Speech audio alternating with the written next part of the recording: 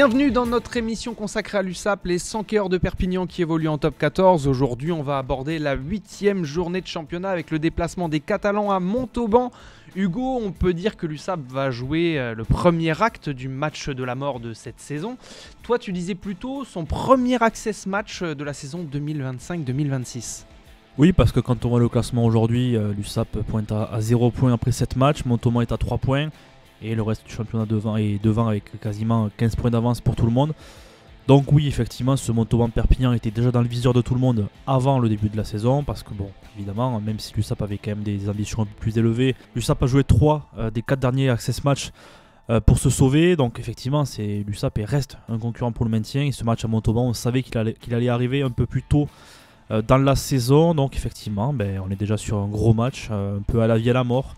Parce qu'effectivement, en cas de défaite, c'est forcément très très compliqué pour les Catalans, parce que ça veut dire que Montauban prendrait un peu plus d'avance au classement, et ça mettrait un énorme coup derrière la tête des joueurs, parce que en général, ces dernières saisons, ces matchs-là, l'USAP a su les gagner, que ce soit à Biarritz, à Brive, à Oyonnax, à Vannes. Vannes, c'était match nul, mais bon, c'était quand même une demi-victoire, on va dire, sur le moment. Elle a su toujours bien les négocier, comme les access matchs. Là, il faudrait que ça soit toujours le cas, sinon, effectivement, ça pourrait vraiment être compliqué.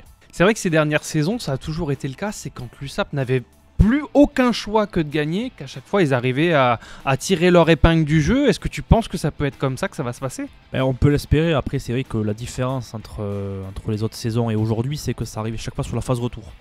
Donc il y avait quand même une certaine continuité dans le groupe, de la confiance un peu accumulée. Là, il n'y en a pas. Il n'y a rien du tout, il n'y a pas de confiance, pas beaucoup en tout cas.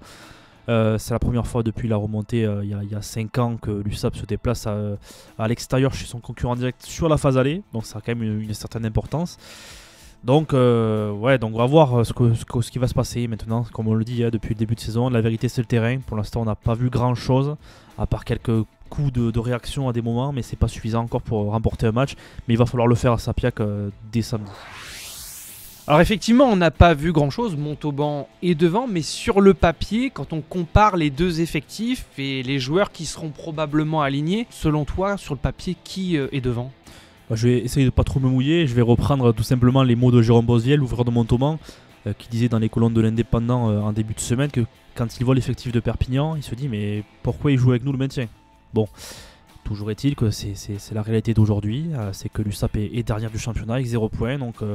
on peut avoir des Jamie Ritchie, des Tommy Alain, des Tristan Teder, des Mamadou Diaby et finir à la 14e place en fin de saison malheureusement. Mais c'est vrai que quand on voit les deux équipes sur le papier, on se dit que l'USAP doit s'imposer parce qu'elle a des joueurs d'expérience malgré beaucoup de blessés aujourd'hui.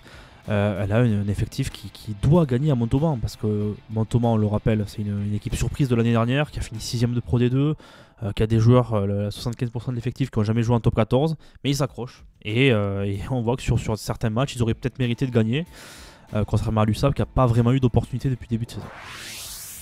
Très bien, alors est-ce qu'on sait déjà qui sera aligné pour le déplacement ? Parce qu'en général à l'extérieur dans ce championnat c'est quand même plutôt difficile de gagner, mais là il n'est pas question de faire tourner pour Azema et son staff. Non effectivement, alors on a beaucoup parlé des absents, on va pas tous les énumérer parce qu'ils sont 14, mais il y a quelques retours importants. On pense à Possolo Tulagi qui sera de retour sur le banc, lui qui a manqué tout le début de saison. Il y a Georgi Beria en pilier gauche qui est relancé par Franck Azema, tout comme Geronimo de la Fuente au centre, le capitaine qui fera son retour, qui sera associé à l'Australien Jordan Petaya. Une paire de centres quand même avec 111 sélections au compteur entre l'Argentin et l'Australien. Donc là aussi, quand on parlait d'expérience, quand même, rien que ça, déjà, ça pèse. Donc ouais, c'est une équipe, un peu de la continuité. C'est la meilleure équipe du moment. De toute façon, quand on voit les absents, on ne peut pas faire mieux. Effectivement, pas de turnover sur ce match et il faut absolument gagner. Et tout est fait pour. Alors du côté du soutien, on pourrait compter sur 800 supporters catalans qui font le déplacement, c'est ça ? Ouais, effectivement. Donc encore une fois... pas besoin de preuves pour les supporters catalans, on le sait, ils se déplacent même après début de saison cauchemar avec 7 défaites en 7 matchs. Il y aura 800 personnes et 800 personnes parce que le quota peut pas être au-dessus. Sinon, il y aurait eu sans doute plus. Mais effectivement, voilà, encore une fois, le public catalan qui sera présent. Un cortège est prévu normalement dans les rues de Montauban avant l'arrivée du bus des joueurs aux alentours de 15h à Sapiac. Donc voilà, une ferveur toujours naissante à Perpignan et surtout un peuple qui espère ne pas être déçu une nouvelle fois. Parce qu'effectivement, s'il y a une défaite ce samedi, ça pourrait être très compliqué, voire même irréversible.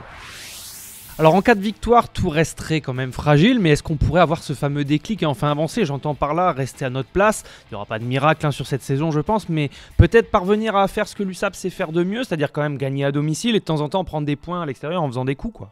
Oui, c'est sûr. Déjà, gagner à Montauban, ça voudrait dire que même avec la confiance à zéro, le mental complètement en berne, tu arriverais à gagner à Montauban ton principal concurrent direct. Donc tu mettrais un coup derrière la tête au Montalbanais. Par contre, et inversement, c'est vrai que s'il y a défaite, alors pour l'instant, François Rivière a conforté encore Franck Azema dans les colonnes de l'équipe ce jeudi, mais en cas de défaite, est-ce que le manager lui-même ne prendra pas la décision de quitter le club?